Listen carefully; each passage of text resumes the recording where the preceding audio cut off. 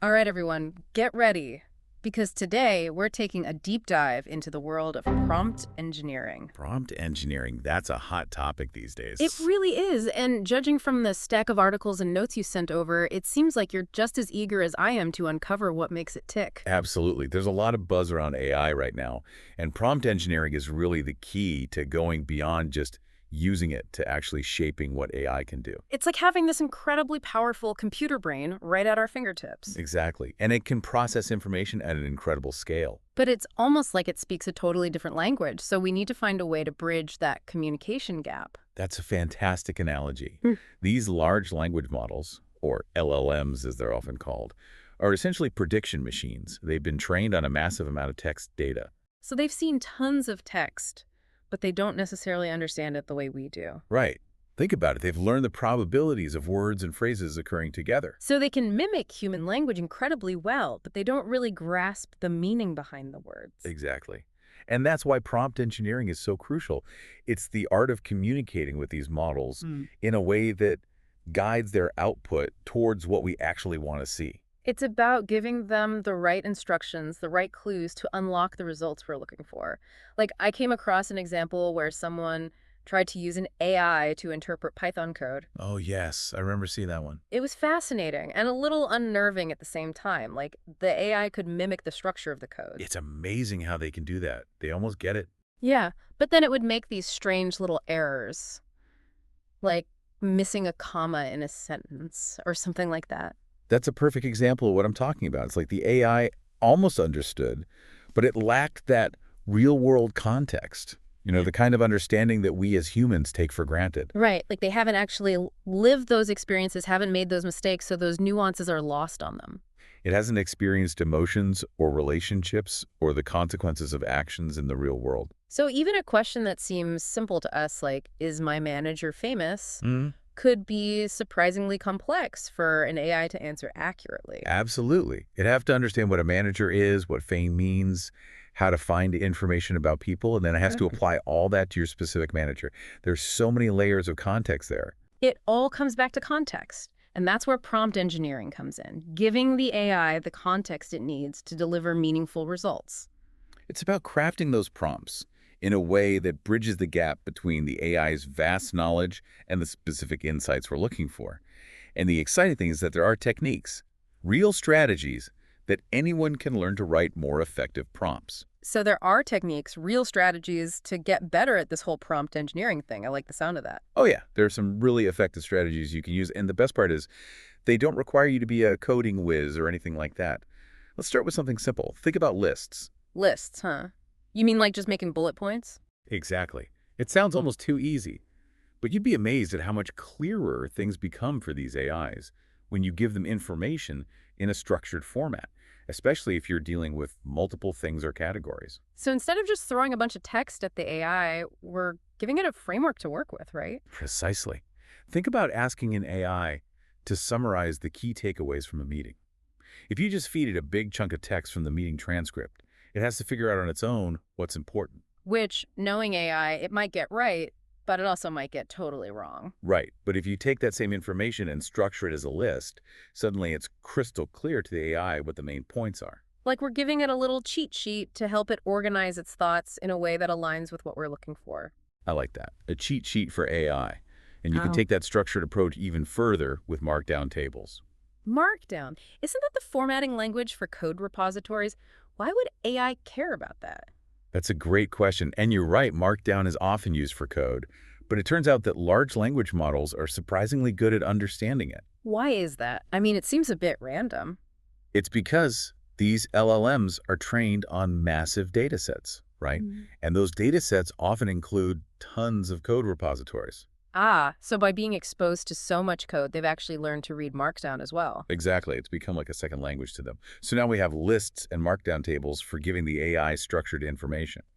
But what about situations where we need to feed the AI something more complex with different levels of information? Right, like a multi-layered cake, not just a single layer. Exactly.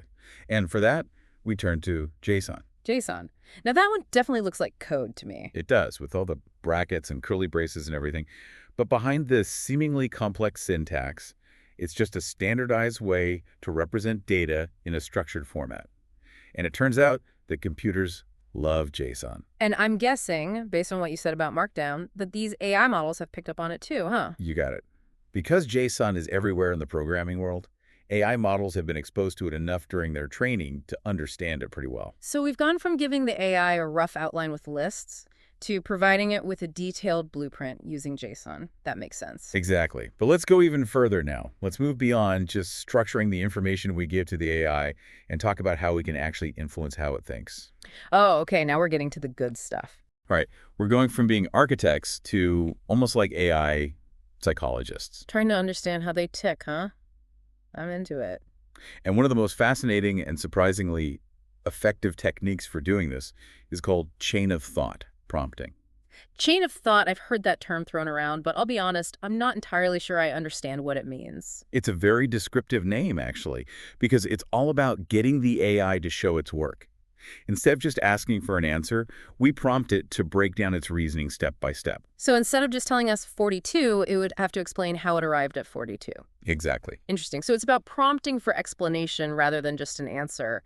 But how does that actually improve the accuracy of the AI's responses? It's kind of amazing, actually, because by forcing the AI to articulate its thought process, we often find that it catches errors in its own logic or spots assumptions that might not be supported by the data.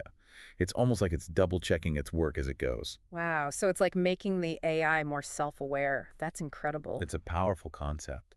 And what this means for us is that we can begin to understand not just what the AI is thinking, but how it's thinking. Which is essential if we're going to build AI systems that we can trust, right? If we want to really partner with these systems, we need to be able to follow their logic. Exactly. It's all about transparency and understanding the limitations of these models. So we've gone from lists to tables to JSON, and then on to understanding the AI's thought process using chain of thought prompting.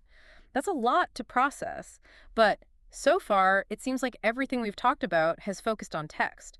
What happens when you need the AI to do something beyond text, like interact with data in real time or even control other applications? Is that even possible? It's like we've given these AI models a crash course in logic and organization, but can we actually teach them to do something with all that knowledge? You're on the right track. We can absolutely go beyond just generating text and start teaching AI to interact with the world in a more dynamic way. Okay, now you've really kicked my curiosity. How do we bridge that gap between words and actions? One really fascinating approach is called command grammars. It's a fancy term, but the concept is pretty straightforward. We basically define a specific set of commands that the AI is trained to understand and execute. So it's like we're giving it a set of tools and teaching it how to use those tools based on our instructions. That's a great way to think about it. And those tools can be anything from retrieving data to performing calculations or even controlling other software applications. So it's like giving the AI a toolbox and saying, okay, here's a hammer, here's a screwdriver, now go build something amazing. Exactly. And the exciting part is that by combining these commands in different sequences, we can essentially program the AI to perform complex tasks, all through natural language. So instead of writing lines of code, we're writing instructions in plain English, and the AI can interpret those instructions and take action. You got it. It's like having a conversation with your computer and actually having it understand and respond in a meaningful way. This is incredible. It's like something straight out of a science fiction movie. But it makes me wonder, is this something that requires advanced programming knowledge to use, or can anyone experiment with these command grammars? The field is definitely evolving quickly, and there are already tools and platforms emerging that are making it much easier for non-programmers to start experimenting. That's good to hear. It seems like every time we peel back a layer of AI, there's another layer underneath just waiting to be explored. And speaking of exploring, I know there's another technique we wanted to touch on, React. Can you tell us a bit about that? Absolutely. REACT stands for Reasoning and Acting in Language Models. It's a cutting-edge technique that takes this idea of interactive problem solving to a whole new level. Okay, so we're talking next level AI here. I'm intrigued. Tell me more. Essentially, REACT allows the AI to engage in a multi-step dialogue where it can reason about a problem, take an action, observe the outcome, and then refine its approach based on that feedback. So it's like the AI is learning from its mistakes and adjusting its strategy in real time? Exactly. It's a much more dynamic and iterative process than traditional prompt response cycles, and it allows AI to tackle problems that would be nearly impossible to solve with a single interaction. This is amazing stuff. We've covered so much ground in this deep dive. We've gone from the very basics of what a prompt is all the way to talking about AI that can reason, act, and even learn from its experiences. What an incredible journey. But before we wrap up, I do want to touch on one more question that I know is on a lot of our listeners' minds: fine-tuning.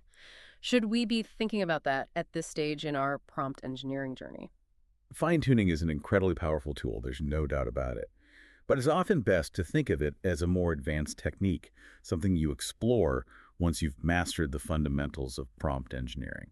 So for someone just starting out, focusing on crafting those clear and effective prompts, experimenting with techniques like chain of thought prompting, and exploring the world of command grammars is a great place to begin. Absolutely. Mastering the fundamentals will lay a really solid foundation for exploring those more advanced techniques later on. This entire deep dive has been so insightful. We've uncovered so much about the power of prompt engineering and how it's shaping the future of AI.